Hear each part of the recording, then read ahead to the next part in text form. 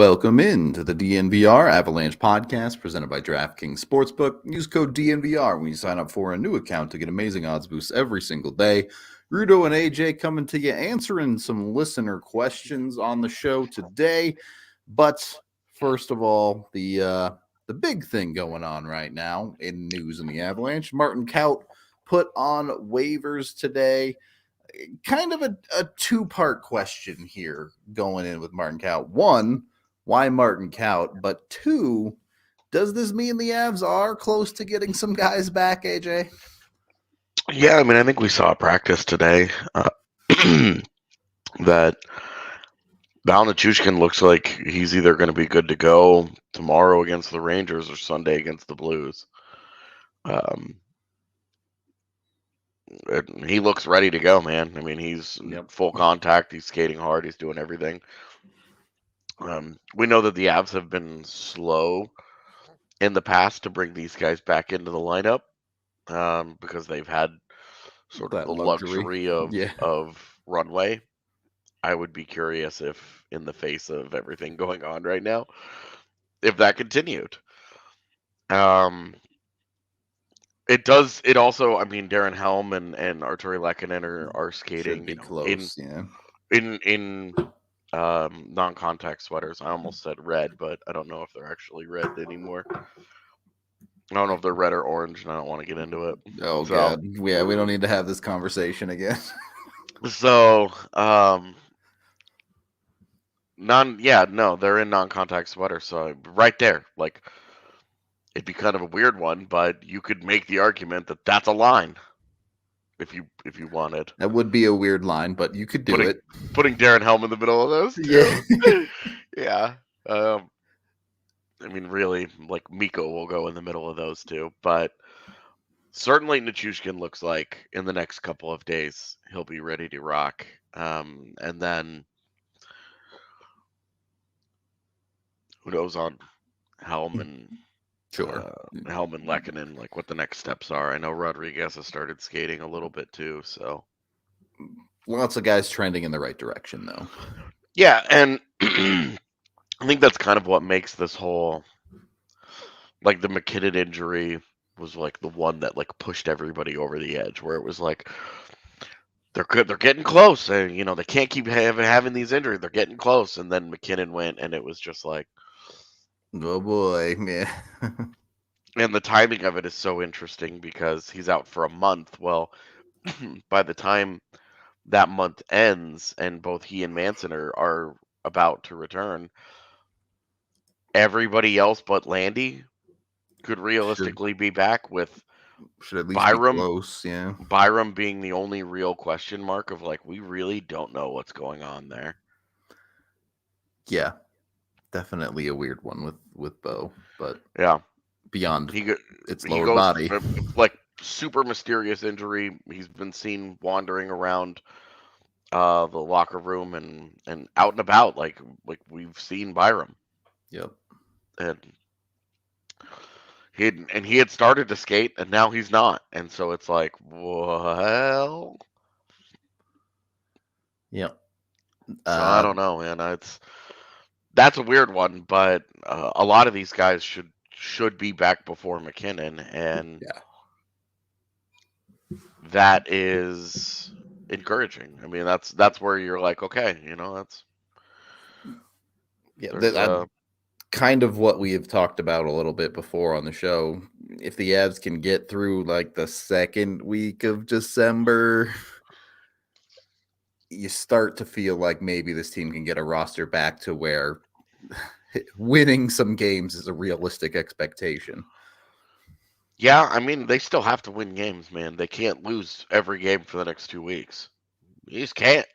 I hear you, but also it's hard to put any expectations on this lineup right now.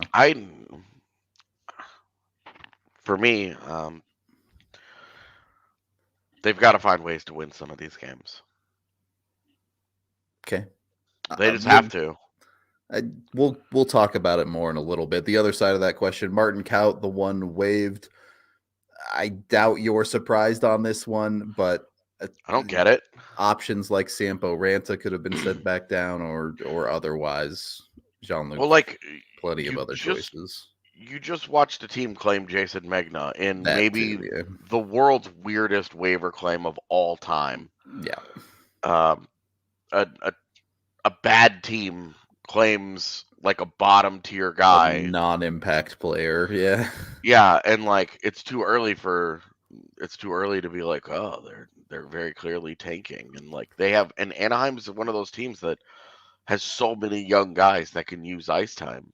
That what the massive WTF for me with that claim. So I don't have any confidence at this point that Martin Kaut gets through.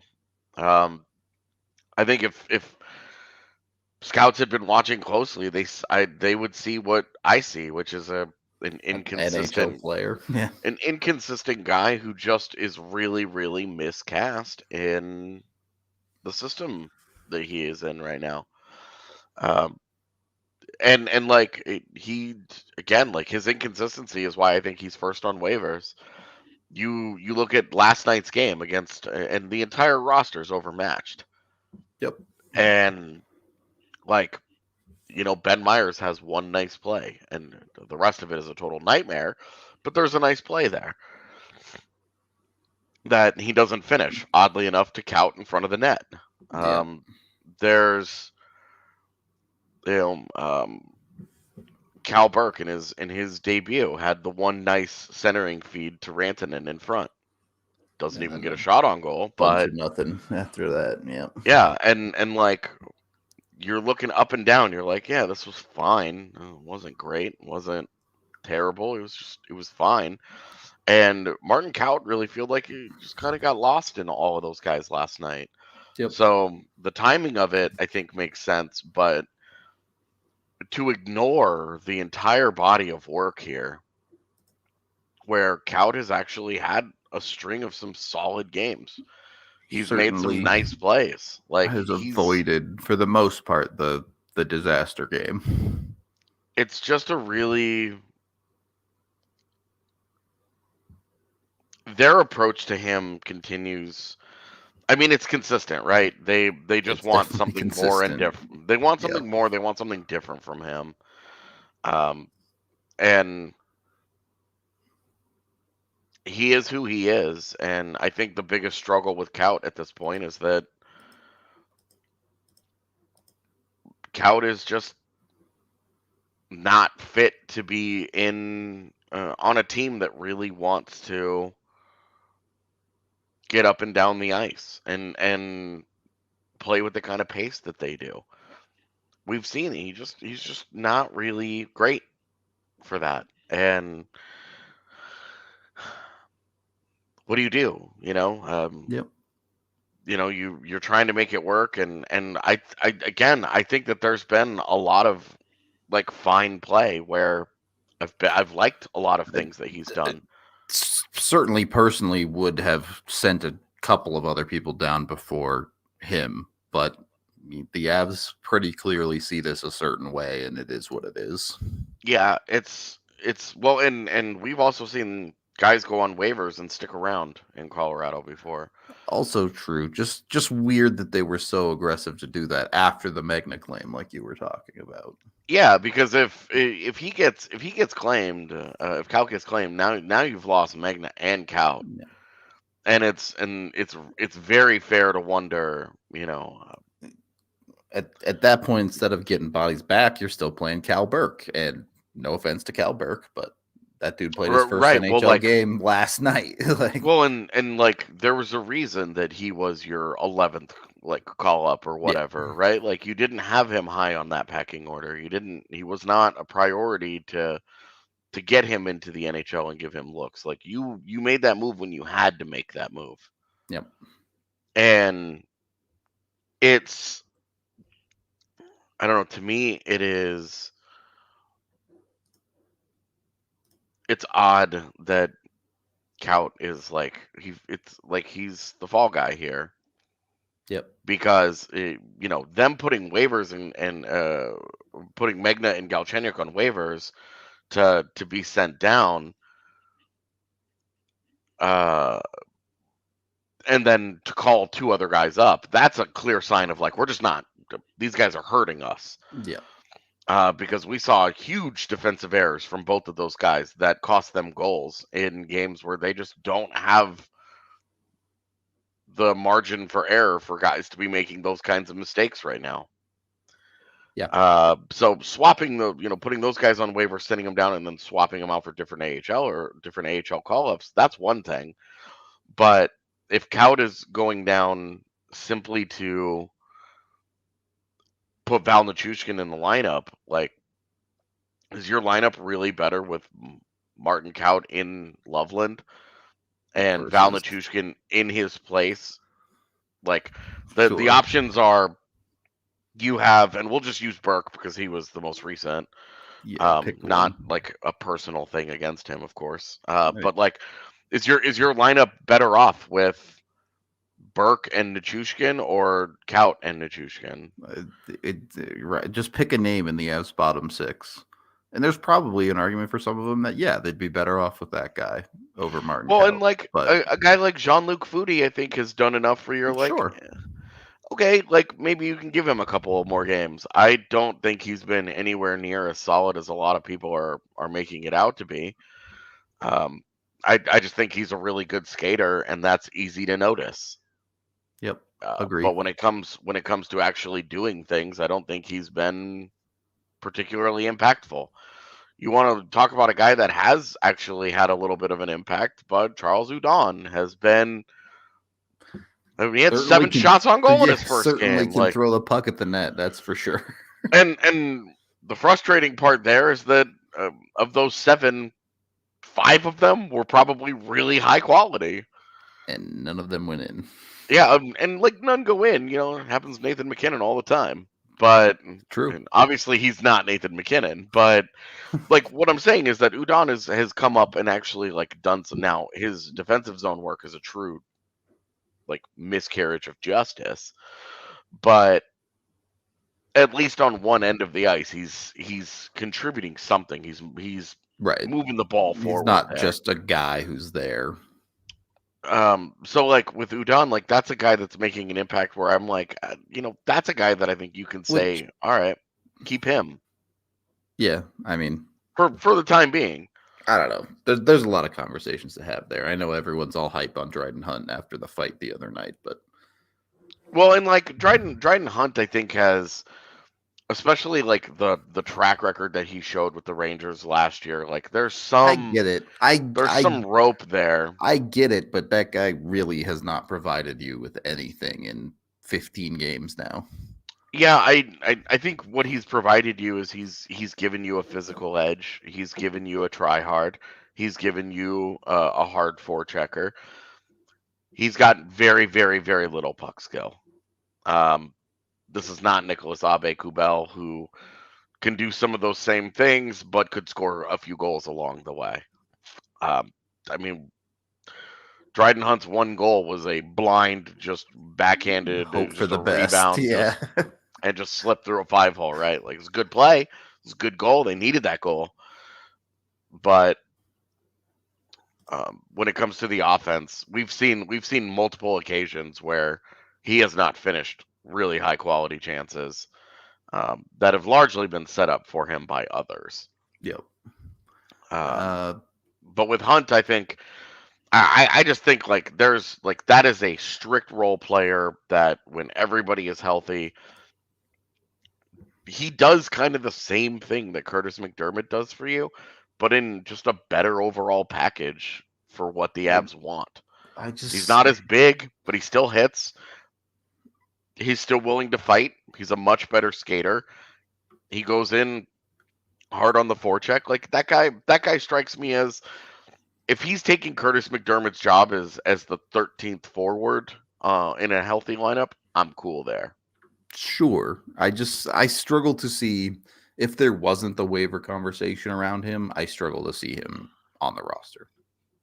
But as we know, if he gets put on waivers, I don't struggle to see him, because Bednar has shown he wants a guy like this. He likes a guy like this in his bottom 6, going back to Gabe Bourque. In his first year here, he's always wanted at least one of these guys hanging around the edge of the roster for him to use in this way. Personally, I'm a lot happier with Dryden Hunt as the 13th forward than Curtis McDermott. I mean, sure. And really, like, if that makes McDermott the 14th forward, then you're talking about some forward, because again, McDermott at forward is not a thing that I've hated. So those are two depth forwards who do the same thing for you, but you just have more of it now. All right, that's not the worst thing in the world. In any case, we do have to move on a little bit. A question from Samo here, who says, Makar's play has been down from his stellar performances that we're usually used to. Do y'all think it's because of him trying to play more defensively with most of the AHL players right now, or is he just having a bad start to the season? His start really isn't that bad. He's got 24 points in 24 games. We really can't be sitting here dogging a guy for a bad start when he's that. Is it that unbelievable super god tier? No. Is it still really insanely elite? Yes. But two, and AJ, you know, I have talked about this off air. I mean, that dude's just running out of gas. Yeah, I mean, he's playing every situation imaginable. What was that? I don't know if you guys heard that. Nope. Great. Then it's just me being crazy. He's playing in every situation imaginable, and you got to remember, like, as much as the goal scoring is like one of the things that separates him from his peers, he's a very high-end playmaker, and right now, who's he making plays for? Nobody. You know, even, who was it? The Winnipeg game. He makes an unbelievable game, yeah. Unbelievable play at the top of the zone, dances everybody, and with an insane find of Alex Newhook on the back door, and it goes between his legs. Stick. Yep. So, it's one of those things, man, where you're just, the playmaking is kind of lost on the group around him right now, and you can see that he's pressing, trying to do more on his own. You know, last night I think there was a really good example when they were at 4-on-4, and he jumped a pass high in the defensive zone right at the blue line. Yep. And he ended up knocking it away, and it went over the bench. And it was either that or ended up offside. And anyway, they blew the whistle immediately on it, and nothing came of it. But that was one where he saw an opportunity for him to be able to do all of it as an individual. Yeah, exactly. And he took that chance. If he misses that, it's real bad. it's a really big problem. Yep. But he saw that, and in Philadelphia, you look in Philadelphia, he makes that play. He makes the play along the wall and gets a breakaway in the third period. He just doesn't finish it. Yep. He just doesn't, and he gets slashed on the hands, and it should have been a penalty shot, especially given the penalty shot that we had just called against McDonald the other day. Yeah, exactly. And if not a penalty shot, it should have been fucking power play for sure. Something it really should have been. It was clear separation, everything. It was all the hallmark of a penalty shot for me. But Hart makes the save there. He just doesn't finish that. But that was one where, like, look, if he finishes that play, he finishes that game with a goal and an assist. And are we having this conversation right now? I don't think we are. And that's the margin of error, is that Cale Makar now has to, and same thing with Mikko Rantanen. They now have to do all of it. Yep. All of it. And if they don't do all of it, they're not getting it from anywhere else. I mean, what was dangerous last night? I wrote this. I imagine 4 people read my piece that I wrote last night. But the Avs had, in all situations, the Avs generated 10 scoring chances last night. All right? You guys know how bad that is? I'd be willing to bet that you don't. The worst team in the NHL at generating scoring chances is Chicago Blackhawks. They average 22 per game. So I was like, all right, 10 seems bad. Let's go back a ways. The Avs regularly generate 10 in one period. When was the last time the Avs had a game that they generated that little in terms of quality of scoring chances? I 10. Think do you want to know? Because I know the answer. I think they had one where it was like 14 or 15 not that long ago, but 10, it has to be like years. Everybody remember that 10-1 loss in Montreal? Yeah.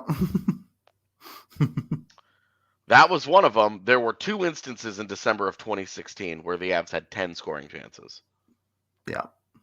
One of them was that 10-1 loss, and one of them was a 2-0 loss to Minnesota, in which they only generated .66 expected goals in the entire game. Last night, the Avs generated 1.02 expected goals in all situations. That is a game with 4 power play opportunities. Yep. They did nothing. I mean, there was nothing. Yep. So this Makar question is Makar a unicorn and super duper special and amazing and all that? Yes. But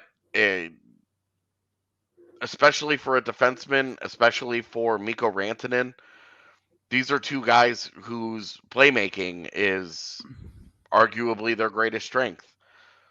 Now, for Mikko, that's frustrating because he's such an unbelievable shooter that you're like, just do that more. But he is who he is, and he's a high-end playmaker trying to make something happen for those guys around him. And right now, how does Charles Hudon end up with 7 shots on goal? He plays next to Mikko Rantanen. He plays with Cale Makar behind him. He gets guys that give him opportunities. Yep. Oddly enough, his little breakaway that Hudon had was started by Martin Kaut. Yep. And there's just no finish. So I think it's tough to say that Cale Makar's off to a slow start or it's not a great start or anything. He's watched all the guys that he's watched all of his running mates go down. I get to use my favorite phrase with the Avs right now. They just ran out of talent. Not that fair enough. Yeah, different phrase. But anyway, we are brought to you by Pins and Aces, the official golf apparel merchandiser of DNVR.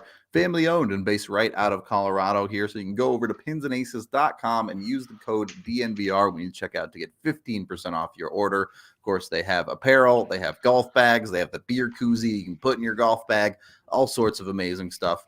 The gear is great for the golf course, but also great off the golf course if you're into polos and things like that. So check them out, pinsandaces.com. Use the DNVR code when you check out. And we're also brought to you by the DraftKings Sportsbook. You go over there, you bet $5 when you sign up for a new account with code DNVR, and you get $150 in free bets if you pick the NHL team to win their next hockey game. As long as you get that right, $150 to play with on DraftKings Sportsbook. You can take that money. To have that shit last night. Yeah, would have been a pretty easy bet to take Boston. It was, especially because they were plus. They were like plus 180, which is crazy. Yeah, that was free money. Vegas, you paying attention to the Avs at all, or did you just lose so much money last year? You're not taking chances. Anyway, bet on the Avs opponent if you want. Bet on highlight, bet on darts. It doesn't matter. You can bet on anything with DraftKings. Just be sure to use that DNVR code. Must be 21 or older. Colorado only. Other terms, restrictions, and conditions apply. See DraftKings.com/sportsbook for details. Of course, if you have a gambling problem, call 1-800-522-4700. Second period of the DNVR Avalanche podcast presented by DraftKings Sportsbook. This question comes from Ryan, who says, do you think Avs fans are starting to get too rowdy/mean, or are we doing what all fans do? Giving a couple examples of throwing stuff on the ice, fights in the stands, and being mad at Tyson Jost. I don't think it was being mad at Tyson Jost so much as it was the way that people treated him on social media after the trade and then after they won the cup. Sure. But no, I mean, that's obviously, yeah. That's ridiculous. It's also none of that is unique to the Avs fan base.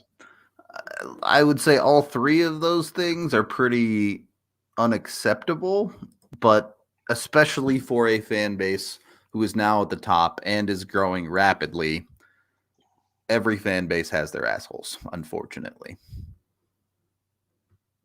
Just kind of the reality of, especially one that's growing fast and people are jumping on bad bandwagons and things like that with maybe not the best attitudes. I was in Winnipeg for the fight in the stands where the two Avs fans were getting kicked out and then started a whole brouhaha. And I was running the DNVR Avs Twitter account that night, and everybody was mad. Yep. Like, Avs fans were embarrassed by that. We were all embarrassed by that. Yep. Like, you don't want that being associated with your fan base and having that nonsense. It sucks. Like, it's just, that sucks. Yep. Don't be dumb. Yeah, and none of that is unique to Avalanche fans. And I just think that social media has made tough guys out of all of us, and now we've started translating some of that into in person, and people are just. I feel like this is a society on the whole conversation where we're just not very nice to each other anymore. Yep. Just a pleasant interaction is one where you just like pass somebody by on the street and you nod at them and they nod at you, and there's no opportunity for any static to get started.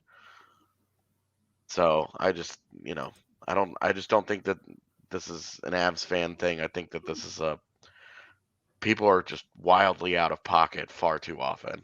Yep. Across all fan bases. Yeah. Next question from Joseph. TOI was actually evenly spread out last night. Do you see that continuing until healthy? Avs defensemen had more shots on goal than forwards. Is that a stat that's alarming? For the TOI, any game that gets out of hand and the Avs have no real chance of winning, or vice versa, any blowout, you're going to see the TOI get more balanced out. But Bednar has pretty clearly proven in any game that is close, he's going to ride his big guns. There was no point last night. Right. That game was over by the end of the second period. To be honest with you, why even lean heavily on those guys? Even if you are winning a game, at this point, I'm more nervous about them giving these guys extra shifts and them doing something dumb and getting themselves hurt. I'm with you, but you know how NHL head coaches operate. Yeah, they're trying to get 2 points wins in the moment. Yeah, you understand. Yep. Especially because when you look at the backbreaking mistakes that are being made every night. Yep. Alex Galchenyuk with the penalty, and then Jacob McDonald misses a coverage, and it's all those guys where you're like, well, if I just limit their time on ice, they can't do that to me. It's true. And then you overwork your top guys, and they randomly get hurt. Yeah, and you're just like, what the hell am I supposed to do? Can't win. Yeah. Definitely a tough spot. Defensemen having more shots on goal than forwards is a byproduct of the Avs having a bunch of forwards that, let's face it, last night they just weren't dangerous. They weren't capable of getting to the dangerous areas of the ice against a team like Boston because the skill difference was just too large. Sampo Ranta got a scoring chance in the third period, and it was the first time I had realized he was in the game. Yep. Like, outside of looking at the initial lineup at the start. It was the first time that I noticed him the entire night. And it was like 5 minutes left in the third. It's just the reality of the game is Boston, it was pretty easy for them to keep the Avs to the edges, to the perimeter, because, it was. Boston was playing against an AHL team for the most part. And Boston's really good. Like, we should not be acting like last night is what every game is going to look like for the next few weeks. For sure. It's not. Boston's the best team on the schedule for the rest of the year. Could not have picked a worse team to play twice with the Avs in their current state.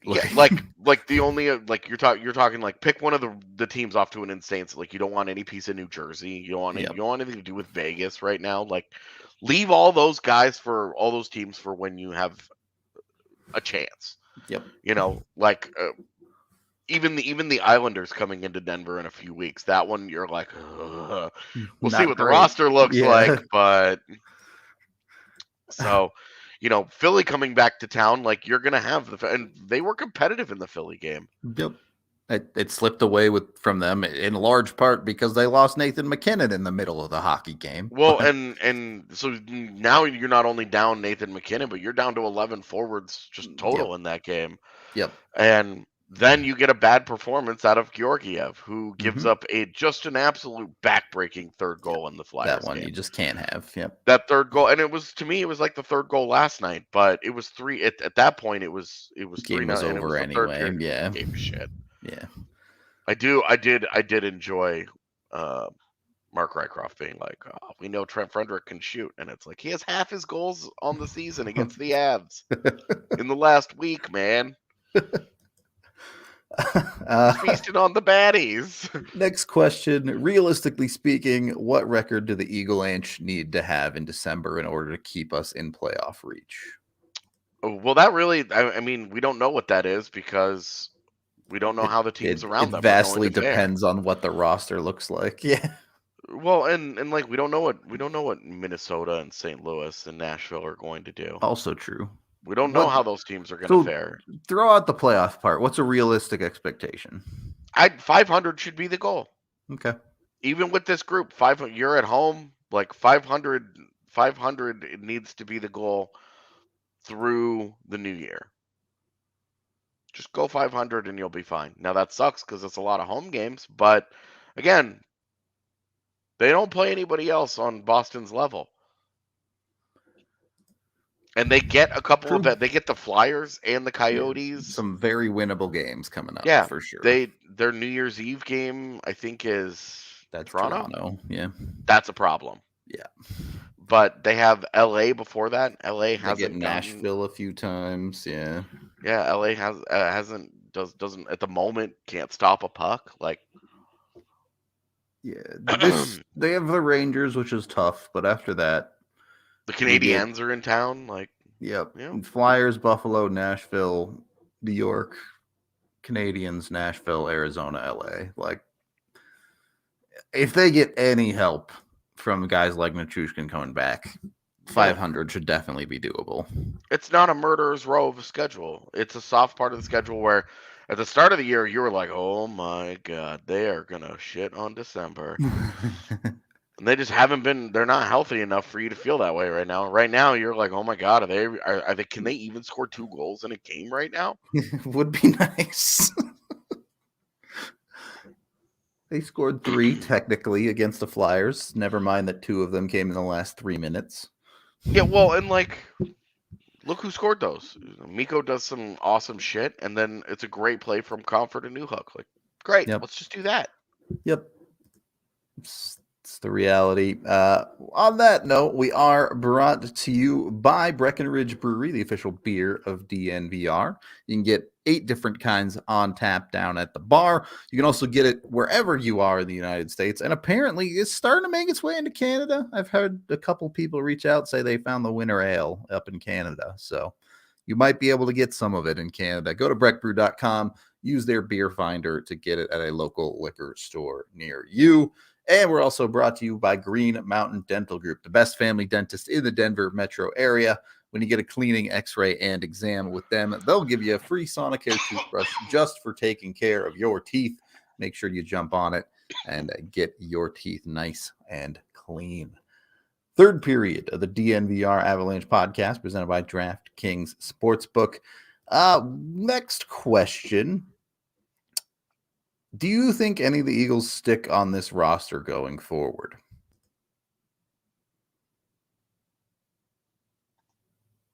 Is that a no? I really don't, man. I just, you know what? So here's the path to an Eagle sticking on this roster. Ben Myers figures it out and starts looking like an NHLer. And then that guy can eventually slide into a 4th line center role.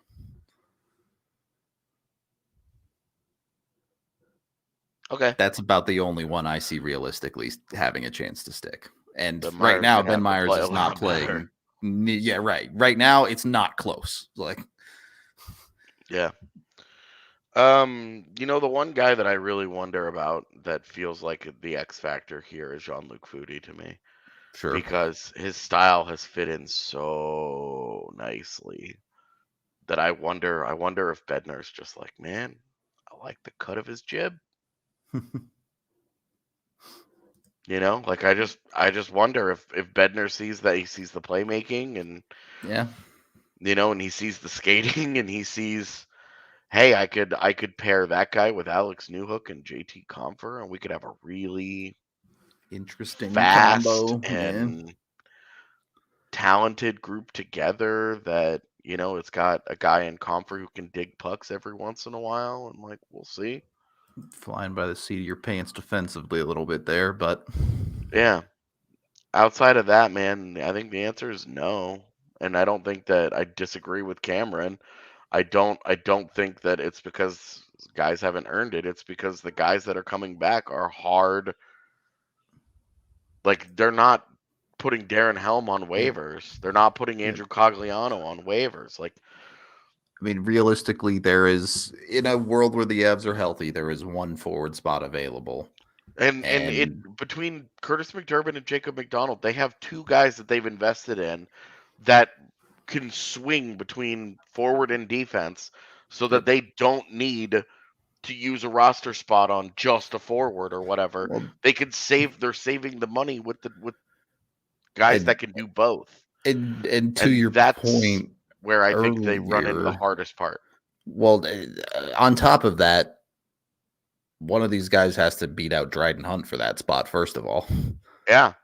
And honestly, personally, I would have made an argument that maybe Kaut is doing that, but clearly the Avs don't feel that way, and I don't think anyone else is really that close. Yeah, absolutely. I would agree with you. So, on all those points, that Kaut was doing it, and that now it doesn't seem to matter, and that Hunt is now the guy. That's the guy that you have to gun for, because he's got that inside track. So, all right. Is what it is. Yeah, and I will say it's been a lot of great experience for some of these guys. But you're talking about, this is why when we talk about promoting one of these guys and having, like maybe one of these guys becomes an NHL player. Maybe two of them, if you're really lucky, can become an NHL player. So, something like that. Like, it's really hard to get there, because most of these guys have been really good AHL players at some point in their careers. Really the only one who just hasn't shown much in either place is Ben Myers, and that's because he just hasn't had very much time there. Yeah, he was hurt down with the Eagles, so yeah, there just hasn't been a lot of time. Yep. All right, a couple more questions here. I'm going to kind of combine these. A lot of people asking, should the Avs make a trade in the NHL, man? Yep, he's a successful player with Boston, no less. Yeah. Should the Avs make a trade? Call it a panic trade, call it an injury trade, whatever you want. Ultimately, the answer here is probably no, because they don't really have the salary cap to do that, even with guys on IR, since almost all of them, except for Landy, are expected back within a month. Yeah, and Landy's expected back by the end of January. Right around February. Yep. So my question, and I hope that at least one of the peeps that is asking about a trade is in chat, because I want a follow-up question of, what do you want them to trade for? Well, there was a follow-up question of, and this is more hypothetical, if you could take a role player from any team in the NHL, bottom six or bottom pairing D, who would it be and why? I wouldn't. It's not what they need. Fair enough. I mean, and this is ultimately, like, there are role players around the league that I really like, where I'm like, oh, if that guy was an Av, I wouldn't hate that. Like it's if funny you enough. Ignore context and price and if you ignore salary considerations, all the different factors, like I really, really like Adam Lowry in Winnipeg, like as a 3C, as a big guy that does a lot of different things. Like, I really like that kind of player. Well, but in no universe are the Jets entertaining moving that guy or whatever, and it's just not realistic. So the reality is, if the Avs make a move now, it becomes that much harder for them to go make a bigger move at the deadline to get a 2C or a whatever that they want to go out and get, whether that's Jonathan Taves or Bo Horvat or whoever your favorite guy is that you want Dylan the Avs Larkin. to pick up. Sure, whatever. Like, any move they make now, I would say nearly eliminates them from being able to do something like that at the deadline. Well, and if the move is Dylan Larkin, then, well, you don't need to go get a 2C at the deadline anymore. Sure, like if they want to do that move tomorrow, great, but you busted that nut already. Like, you can't. You're done at the deadline the moment you make that deal because you don't have any assets left. Yep. The big thing here is they don't have the money for it. They don't have the money. They could probably conjure up the assets if they really wanted to, but it would be, the cupboards would be bare after that. Well, and it would be one of those conversations where you're like, okay, if it's a futures deal, they give up a first round pick, they give up Oscar Olesen, they give up Sean Behrens. There you go. Yeah. They give it now. up. What do you have left? And I mean, if you do that, you better not miss. Yeah, I mean, it better be Arturi Lehkonen, right? Like, it better be, hell, it better be a guy that you can keep. Yep. Because if it's Dylan Larkin or Bo Horvat, they can't keep them. Yep. They can't keep those guys. You have to win the cup this year with that guy, otherwise it's done. You can't keep them. And then you're back to looking for a 2C, and now you don't have any of those assets. All right. That's most of the Twitter questions. Chat, we can open it up to you. If you guys have any questions, you can throw them in there. I will continue to say that the guy that makes the most sense is Jonathan Taves. He's driving play at a really high level this year. His defense is not what it used to be, but he also checks a bunch of boxes where he's a pending UFA that, you don't really need, we'll see how he fits, and then maybe you bring him back, whatever. Maybe he finds new life here and, you get really lucky and whatever, right? He fits your dire need for a guy that can win a face-off in a big situation. He's got all the veteran experience and championship experience and captaincy and all that teams absolutely fall all over themselves for. All of those things are there. He checks all those boxes. Yeah. And to be honest with you, he just doesn't justify the cost. Like, because Dylan Larkin, because Bo Horvat, because Brock Besser, some of these other guys, maybe they're you can going to get be Taves for a second round pick in 2025 or a whatever. second. It's probably, because the Avs don't have any second round picks, it's probably going to take a prospect that Chicago likes. Sure. As long as it's not Sean Behrens, to me, has to be untouchable.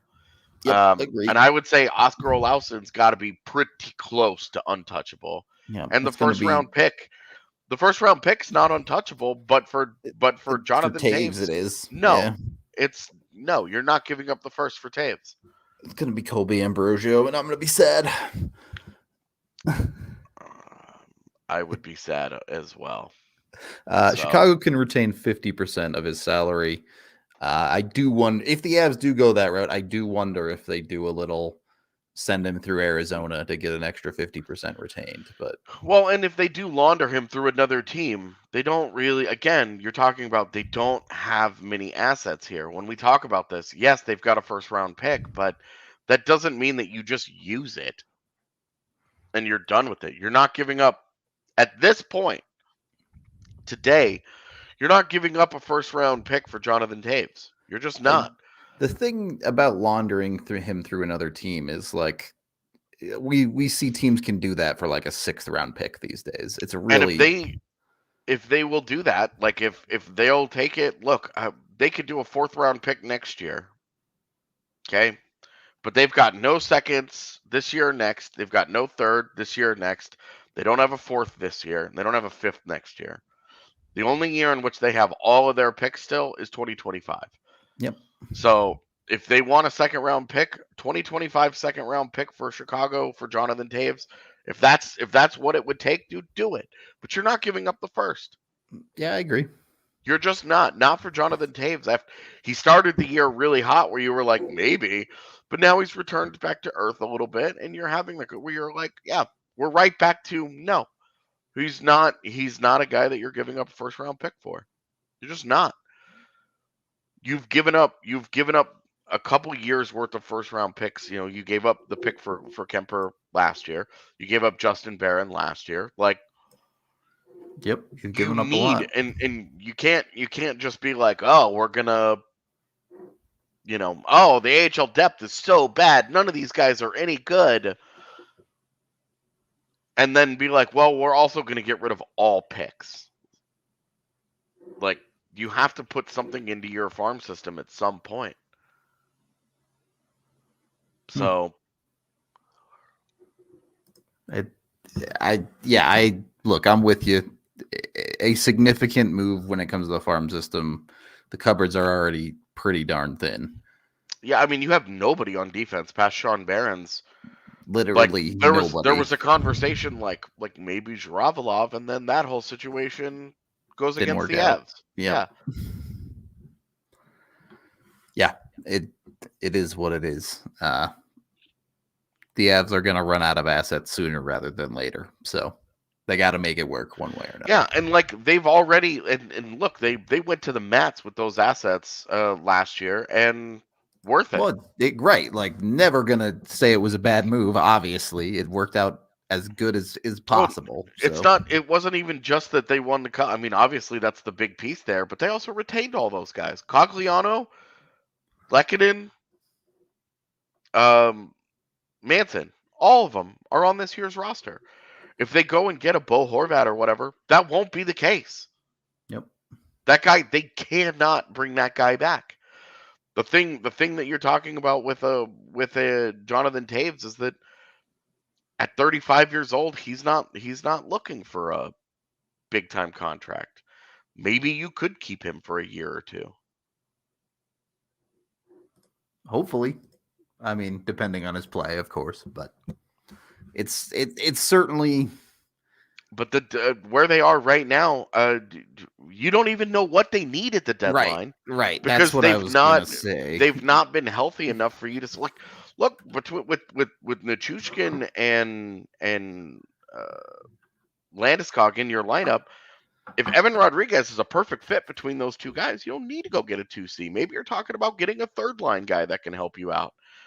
And we know that the cost for those guys is way more reasonable at the deadline. It's usually still a little too high, but you're talking about like, a third round pick or a second round pick or something like that. It's a way different value conversation for sure. Yeah, absolutely. It's a completely different world totally different waters that you're swimming in. If you're going out and you're like, oh, hey, we need like a bottom six guy to shore these things up. They got Cogliano for a fifth last year. They got Nico Sturm for Tyson Jost. Like, you can look at those and say, all right, those were not really, really, really like high valued assets there. For sure. I don't see too many more questions, so I guess we're going to wrap this up. AJ, any final thoughts since it's been a while since you've been on the show? No, I mean, I'm good. I mean, there isn't anything to say about the game, so I trust. Well, and I'm writing all the fucking recaps anyway. So anybody that's curious about how I feel about anything, all those articles are free, guys. There you go. Die Hard season. There are still a couple of tickets left for the takeover and party bus. Also, literally less than 5. So be sure to get in on that. You can go to DNVR Locker, get your tickets now. There are some seats available if you already have your ticket to the game, though. You can pick up those. And some of those people are getting to go down to sit on the bench for warm-ups. Yeah, straight up. I don't understand, like, the whole Die Hard thing. Like, that, it doesn't get any more Die Hard. I did that once back in the day, a million years ago, sat on the bench for warm-ups. It is very cool. 8 of you are getting selected if you buy a party bus ticket to sit on the bench for warm-ups. So, super awesome thing. Winnipeg's having a heat wave right now, all right? It's 10 degrees right now, which is 30 degrees warmer than it was just a couple of days ago. And we're having it's heat wave this weekend. Straight up heat wave this weekend is going to be right around 30 degrees. That is hot. Dude, I'm so looking forward to it. And no, The answer is not to trade Girard. They were never going to keep Kadri in the offseason. This is the short-sighted stuff that kills me. They were not giving that guy a 7-year deal. Calgary is going to hate the end of that contract. They may not even get to the end of that contract before they start hating it. Yeah, I don't think they're going to get that close to the deal for sure. Anyway, we're going to get out of here for the day. We appreciate all y'all hanging out, sending us your questions.